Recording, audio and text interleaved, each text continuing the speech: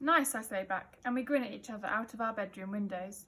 I hear Lamont's mum calling him from inside the house. Got to go, he says, and his head disappears back through his window, then pops straight back out, like a cuckoo in a cuckoo clock. Brilliant, he says, and he gives me a big thumbs up before he vanishes inside again. I smile proudly to myself, all tingly and warm inside, because Lamont's right. It is brilliant to have a brother at last. I'm the eldest, I say to myself, practising. I look at my tatty old playhouse, abandoned for years at the bottom of the garden. I'll paint it up really nicely, blue and white. I'll fill my old sandpit with new sand too, and Dara can play in it when he's bigger. I imagine taking Dara paddling in the river for the first time, when he can walk, of course.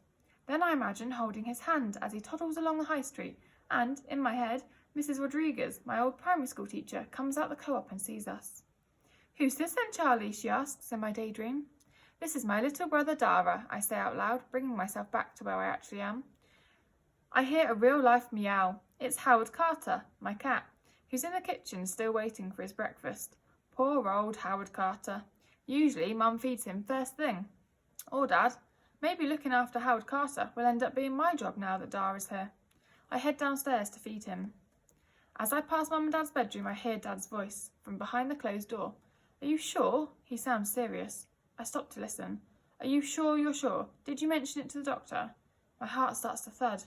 Okay, love, calm down. We'll be in to see you later. It's all right. Is something wrong with Mum? With the baby? No, of course I won't say anything to Charlie. Yep, will do. Give Dara a kiss from me too. Love you, bye. Dad opens the door and nearly bowls me over. Oh, he says. What exactly won't you say to Charlie?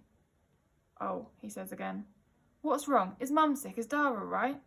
No, Mum's not sick, Charlie. She's just a bit tired and upset because it's been a long day and a long night. She wants to come home with Dara so we can all be together. Well, why can't they come home?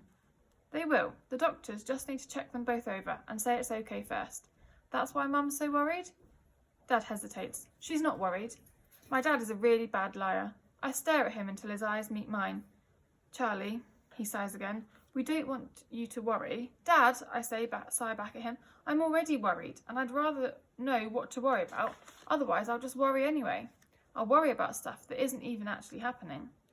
Dad thinks about that for a minute and finally nods. And I'm 12 now anyway. I can handle it.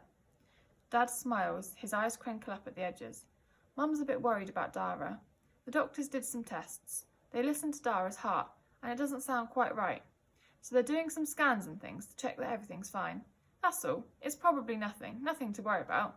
Dad smiles at me, but this time it doesn't reach his eyes. I nod and give Dad a little smile back. Okay, I say. Behind my back, I cross my fingers so tight it hurts, as my head whirls with thoughts about my new baby brother and his tiny, not right heart.